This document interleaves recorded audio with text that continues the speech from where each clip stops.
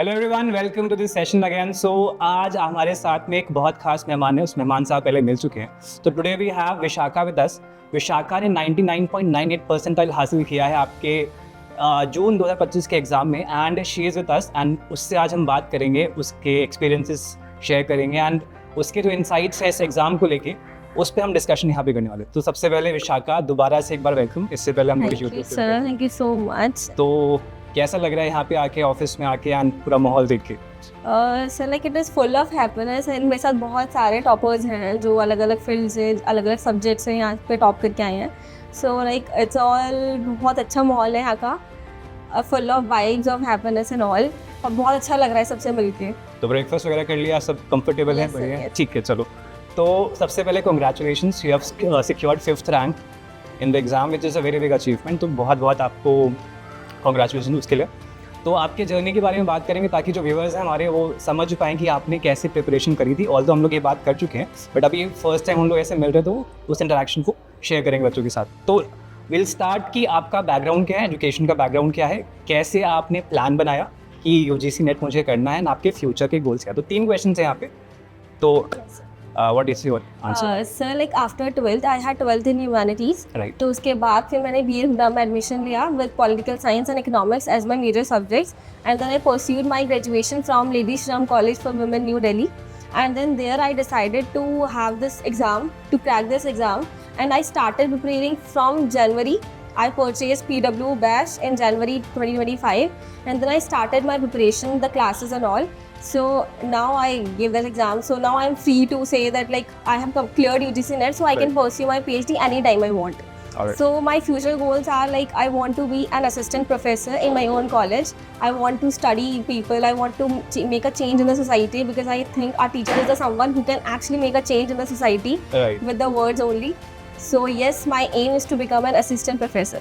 So you have PhD in your mind. Yes, So sir. you'll be pursuing PhD, Yes, and your aim is to become an assistant professor. Yes. And in the last conversation you told me कि आपको अपने ही college में assistant professor बनना है। Yes, sir. और तो Vishakha LSR से हैं। LSR is one of the most renowned colleges India में, एंड उसकी एजुकेशन वहाँ से हुई है। उनका प्लान ये है कि वो वापस से वहीं जाके बच्चों को पढ़ाए, उनकी लाइफ को चेंज करें।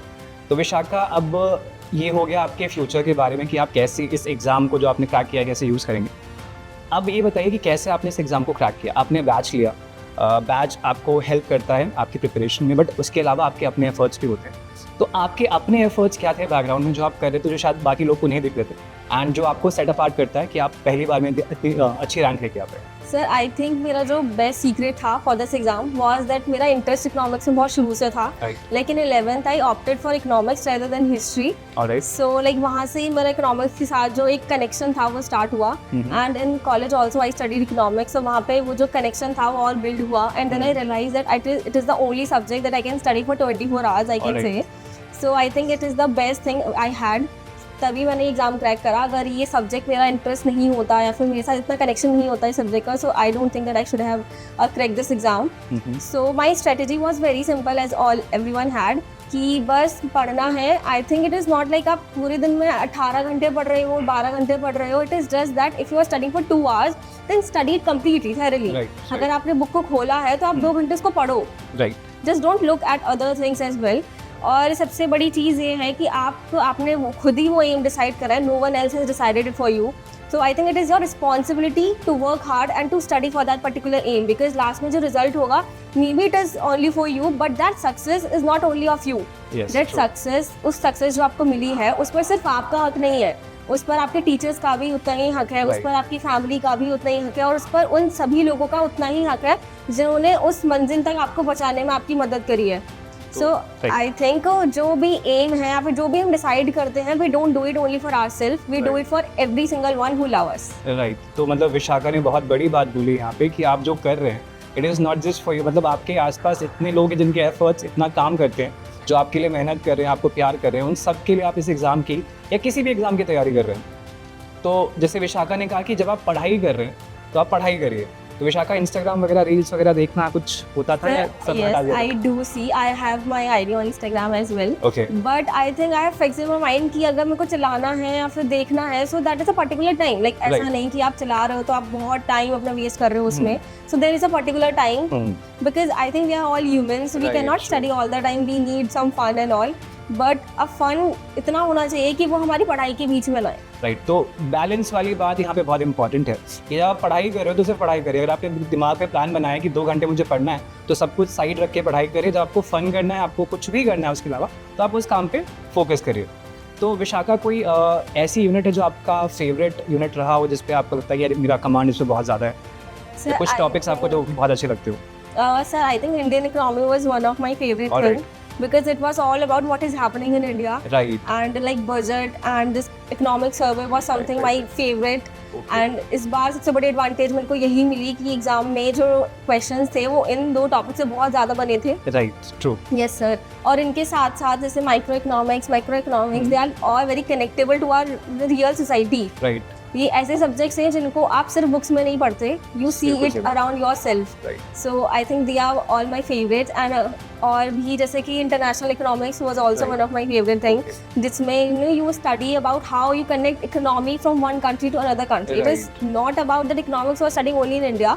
It is also about that the whole world has a relation with economics. Globalisation की यस सर. तो आई थिंक सारे ही यूनिट्स बहुत अच्छे हैं rather than only statics and economics. It was something that I was not good at because मेरा maths background नहीं था, not in 11th and 12th. So there are lot of concepts which are of maths of 11th and 12th. But I think जब मेरे को ये बात पता चली कि हाँ उसमें मैथ्स के बहुत सारे कॉन्सेप्ट हैं, तो मैंने उन सबको फिर करना शुरू करा from 11th and 12th books as you also recommended in our initial classes only कि अगर आपको मैथ्स क्रैक करनी है so like it is not you have to study everything but you have to study some certain topics जो कि maths की book में है. So I did them. ऐसा नहीं है कि मैंने उनको छोड़ दिया, मेरे को नहीं आता. I did that also.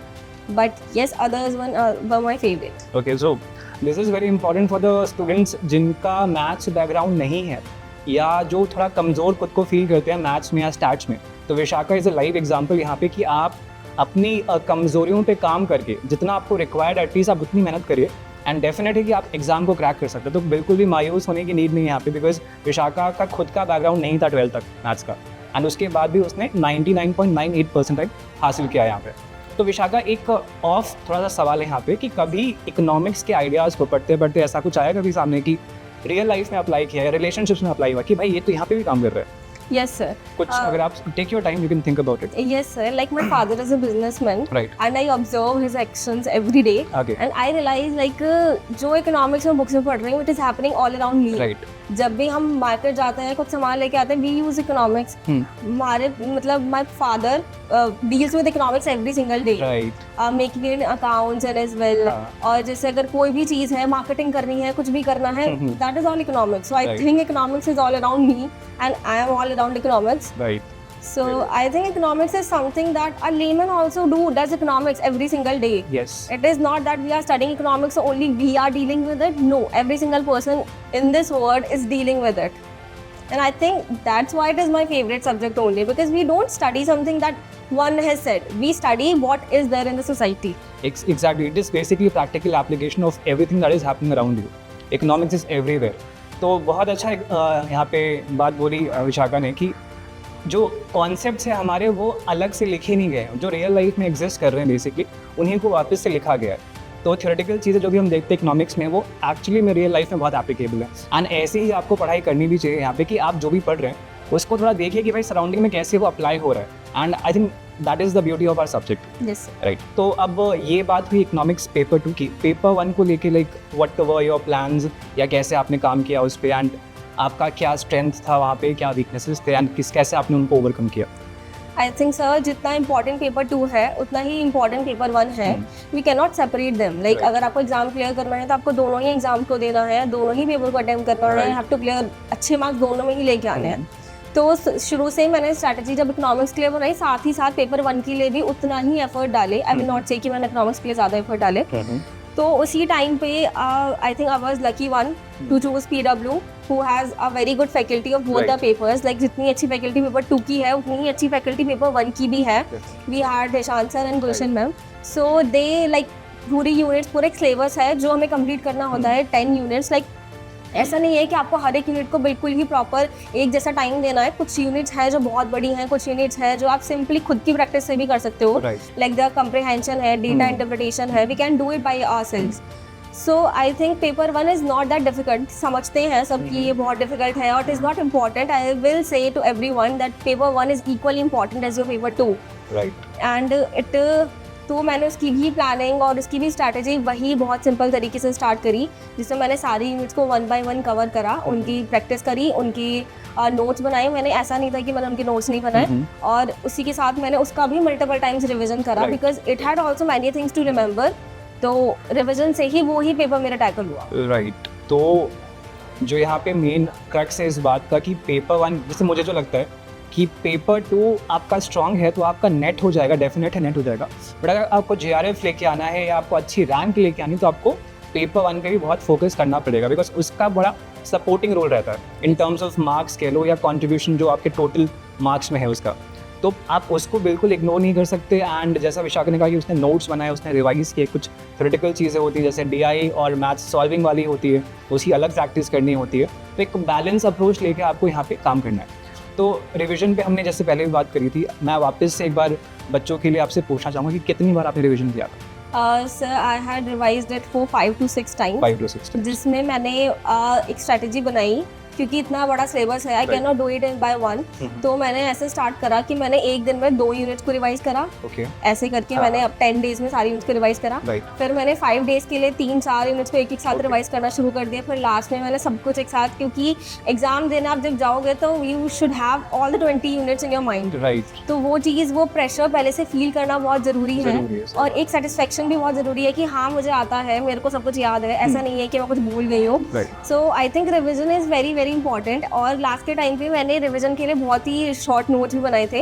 Like I had complete micro economics in 1 page. Okay, एक पेज में? Yes sir. Okay, this is, तो मुझे भी शेयर करना उस पेज को। Yes sir, yes for sure.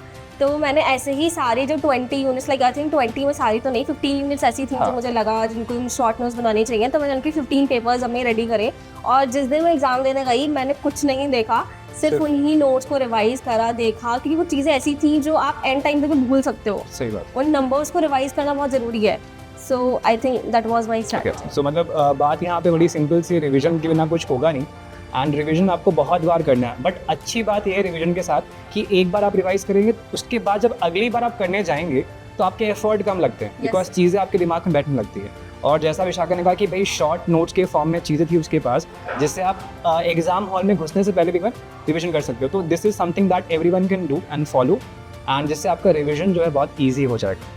अच्छा विशाखा, एक लास्ट सवाल मैं पूछूंगा कि मान लो जो बच्चे अभी देखेंगे इस वीडियो को, आप एक फैकल्टी हैं, आपने एग्ज़ाम क्रैक किया है, आप फैकल्टी, आप उनको पढ़ाने वाली हैं, आप उनको सजेशन दे रही हैं, तो आप कैसे प्लान उनको बताएंगे कि भाई ऐसे पढ़ाई करिए, इस पे एफर्ट डालिए, यहाँ पे इतना टाइम दीजिए, तो आपका एग्ज़ाम जो है पहली बार में या दूसरी बार में क्रैक हो जाएगा, JRF हो जाएगा। तो एक प्रॉपर प्लान आप अपने एंड से बना के दीजिए बच्चों को।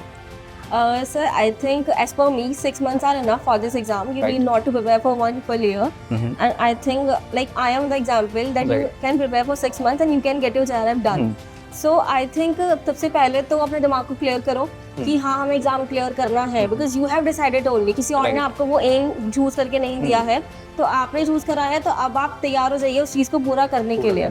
उसके बाद अगर मैं बात करूँ प्लानिंग की, तो प्लानिंग में सबसे पहला जो आपका स्टेप होगा वो ये होगा कि आप सारे सिलेबस को गो थ्रू करो, क्योंकि अपने सिलेबस के साथ फ्रेंडशिप बहुत ज़रूरी है। जिस चीज़ को, friendship is the word. Yes sir, अच्छा वर्ड है। लाइक मैंने जब ये एग्जाम चूज करा कि मेरे को एग्जाम देना है, तो मैंने सबसे पहले सिलेबस के प्रिंट आउट्स निकाले और उसको 2-3 बार मैंने पढ़ा कि अच्छा इसमें कितनी यूनिट्स हैं, कितने टॉपिक्स हैं, क्या क्या है। तो एक तरीके से वो चीज़ जाननी बहुत ज़रूरी है। तो सबसे पहले अगर आप कोई क्लास भी देख रहे हैं, तो सबसे पहला जो क्लास होना चाहिए मेरे अकॉर्डिंग किसी भी कोचिंग का, वो होना चाहिए कि आप सिलेबस क्या है, because most of us we don't know. और फिर उसके बाद हम ये भी चीज़ समझ सकते हैं कि हाँ मुझे इसमें ये आता है और ये नहीं आता। तो पहला स्टेप यही होगा। और दूसरा स्टेप होगा कि आप क्लासेस लीजिए, क्योंकि ऐसी भी बहुत सारी चीज़ें हैं जिन्हें या तो आपने पढ़ी होंगी पर आप भूल चुके होंगे, उनको एक नए सिरे से पढ़ना बहुत ज़रूरी है। और कुछ चीज़ें ऐसी भी होंगी जिन्हें आप रिवाइज करोगे, और कुछ चीज़ें ऐसी भी होंगी जो शायद आपने कभी नहीं पढ़ी होंगी, तो उन्हें आप अपने एंड से नहीं पढ़ सकते। उनके लिए आपको एक गाइडेंस बहुत ज़रूरी होगी देखनी। I had also the idea कि बिना कोचिंग के भी एग्जाम क्रैक हो सकता है, but I think it is not like that. Coaching आप इसलिए नहीं लेते because you don't know, coaching आप इसलिए लेते हो क्योंकि आप जानते हो बट आप नहीं समझ पाते कि उसको चलना कैसे है वहाँ पे। आपको रास्ता पता है, चीज़ें आपके दिमाग में है, उसको कैसे एक साथ लेके आना है। मुझे लगता है कि आपको रास्ता पता है पर वो सही है या नहीं है ये आप नहीं जानते, उसको बताने के लिए आपको कोई होना चाहिए। तो दूसरा स्टेप यही होगा कि आप क्लासेस लीजिए और क्लासेस को भी बहुत सीरियसली लीजिए और क्लासेस के साथ साथ भी आप अपनी एक्सरसाइज कीजिए। जैसे कि PW में हमें रोज DP भी मिलती थी और साथ के साथ आप PYQs भी कर सकते हैं। तो PYQ करने से आपको एक आइडिया होगा कि हाँ मैंने टॉपिक पढ़ लिया है तो मैं कितना कर पा रही हूँ या फिर कर पा रहा हूँ और इसमें से कितने क्वेश्चंस आते हैं, किस तरीके के क्वेश्चंस आते हैं। आई थिंक अगर आप एक बार क्वेश्चंस देख लो और फिर उस चीज़ को पढ़ो तो वो थोड़ा ज़्यादा अंडरस्टैंडिंग हो जाती है। तो वही होगा, आप अपनी क्लासेस लीजिए, उसको जल्दी से जल्दी कंप्लीट। आई थिंक 6 मंथ का पीरियड अगर आपके पास है तो आप 5 मंथ्स में इतना अच्छे से श्योरिटी के साथ उन क्लासेस कंप्लीट कर लीजिए। फिर 1 महीना आपके पास बचेगा तो उसमें आप अपने रिवीजन कर सकते हैं। ये नहीं कि एक साथ पूरी बुक लेके बैठ गई कि मेरे को उसको रिवाइज करना है, वो होगा ही नहीं। तो आप एक एक step by step, I think मेरे हिसाब से अगर किसी भी चीज़ को क्रैक करने का सबसे अच्छा तरीका है इसको आप तोड़ दो। सिलेबस है तो सिलेबस को आप ब्रेकअप कर लीजिए बहुत सारे पार्ट्स में।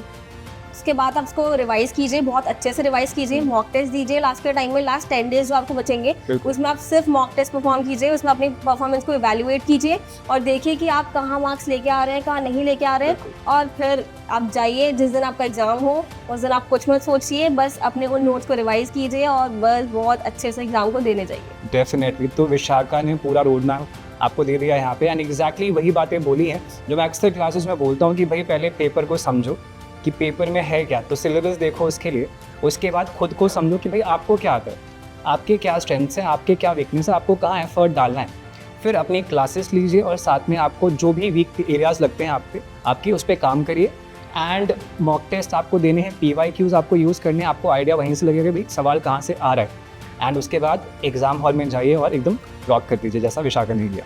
So this is all for this session. कुछ विशाखा आप लास्ट में बोलना चाहेंगे बच्चों के लिए? कोई मैसेज आपका? आई थिंक मेरे लिए सबसे बड़ी मोटिवेशन या फिर I think my best partner in this exam was my mom.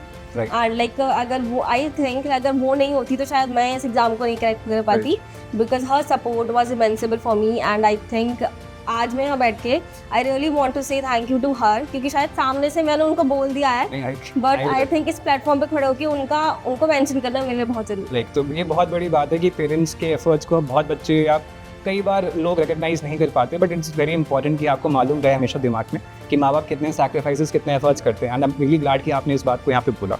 तो Vishakha, thank you so much for giving this session. आपकी जो बातें हैं, जो एक्सपीरियंसेस हैं, वो डेफिनेटली बच्चे यूज़ करेंगे उसको एंड उनका भी JRF वो भी यहाँ पे आए, उनके पॉडकास्ट भी यहाँ पे रिकॉर्ड हुए हैं। Thank you so much for coming here and all the best for your future. Thank you sir, thank you so much.